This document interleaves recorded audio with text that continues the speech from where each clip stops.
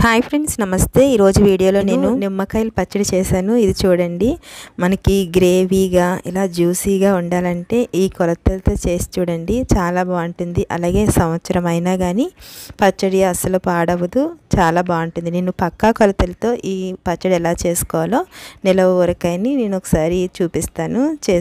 నిమ్మకాయ పచ్చడి చేసుకోవడానికి నేను ఇక్కడ ఒక 20 నిమ్మకాయలు తీసుకున్నాను. చూడండి, ఇలా జ్యూసీగా ఉండాలి. మనం ఎప్పుడైనా సరే నిమ్మకాయలు తీసుకునేటప్పుడు ఇలా నొక్కి చూసుకుంటే మనకి మెత్తగా ఉండేవి, ఇలా కలర్ వచ్చినవి మాత్రమే తీసుకోండి. నేను ఇక్కడ 20లో ఒక 5 కాయలు మాత్రం ఇలా పక్కన పెట్టుకుంటున్నాను. ఇవి ఏం చేయాలో చూపిస్తాను.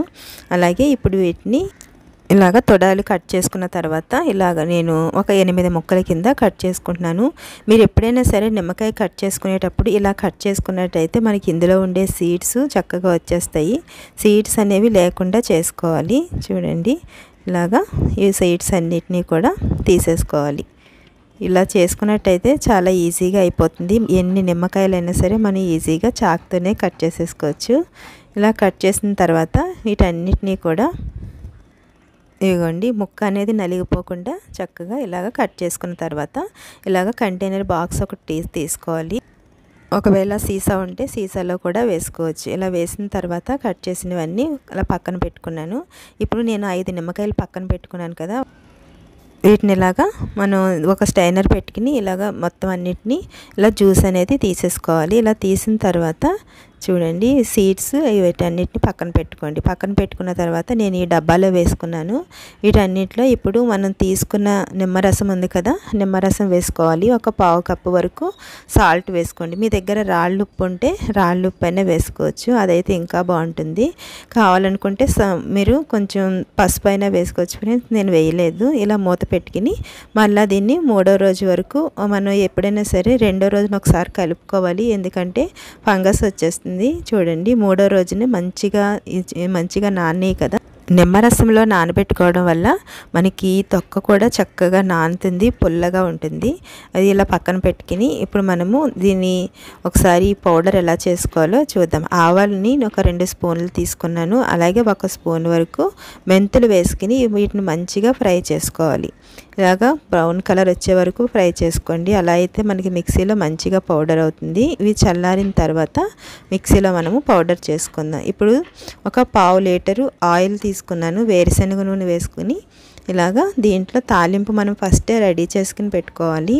ఆవాలు, అలాగే జీలకర్ర, ఒక వెల్లుల్లి రప్పని ఇలాగా పీల్ తీసుకుని మొత్తం అన్నిటిని ఇందులో వేసుకున్నాను. అలాగే కరివేపాకు, ఎండుమిర్చిని కూడా వేసుకుని ఇలాగ ఫ్రై చేసుకోవాలి. మనం పచ్చడి ఎప్పుడైనా సరే నిమ్మకాయ పచ్చడి చేసినప్పుడు వేడివేడిగా వేసుకోకూడదు, చేదొచ్చేస్తుంది. ఇలాగ చల్లారిన తర్వాత మాత్రమే వేసుకోవాలి. అందుకని చెప్పి మనం ఫస్టే ఇలాగ తాలింపుని రెడీ చేసి పెట్టుకోవాలి. ఇప్పుడు మనం గిన్నెలో నిమ్మకాయలు వేసి పెట్టుకున్నాం కదా, దీంట్లో ఆవాలు, మెంతిపిండిని వేసుకోవాలి. ఆవాలు, మెంతిపిండి ఇది కరెక్ట్గా సరిపోతుంది ఫ్రెండ్స్. మీరు ఒకవేళ దీంట్లో మనకు ఒకవేళ 50 కాయలు చేసుకుంటే కనుక 4 స్పూన్లు అలాగే 2 స్పూన్లు మెంతులు తీసుకోవాలి. అలాగే ఒక పావు కేజీ వరకు కారం అనేది పడుతుంది. చూడండి, నేను ఇక్కడ ప్యాకెట్ కారమే యూజ్ చేస్తున్నాను ఫ్రెండ్స్. ఇలా వేసుకున్న తర్వాత ఇదంతటిని బాగా కలుపుకోండి. మీరు ఒకవేళ నిమ్మకాయని ఊరబెట్టుకుని అలాగే ఉంచేసుకుని ఎప్పుడు మీకు కావాలనుకుంటే అప్పుడు కూడా మీరు తాలింపు చేసుకోవచ్చు, పాడవదు అస్సలు. చూడండి, ఇదంతా ఇలా కలిసిన తర్వాత ఇప్పుడు దీంట్లో మనము చల్లారిన తాలింపు ఉంది కదా, ఆ తాలింపుని దీంట్లో వేసుకోవాలి. ఇలా వేసుకుని ఒకసారి ఇదంతా కలుపుకోవాలి. తాలింపు అనేది చల్లారిన తర్వాత మాత్రమే పచ్చడిలో వేసుకోండి ఫ్రెండ్స్, లేకపోతే చేదొస్తుంది. ఇదంతా ఇలా వేసుకున్న తర్వాత ఒకసారి ఇదంతా కలుపుకోండి. మన ఛానల్లో ఉసిరికాయ పచ్చడి, మాగాయ పచ్చడి, చాలా రకాల పచ్చళ్ళు నేను చేశాను ఫ్రెండ్స్. రొయ్యల పచ్చడి కూడా చేశాను.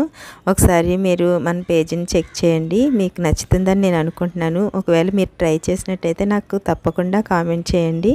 అలాగే మీరు ఫస్ట్ టైం చూస్తున్నట్లయితే కనుక ప్లీజ్ సబ్స్క్రైబ్ చేసుకోండి ఫ్రెండ్స్. అలాగే మీకు నచ్చినట్లయితే కామెంట్ చేయండి. Okay friends, thanks for watching.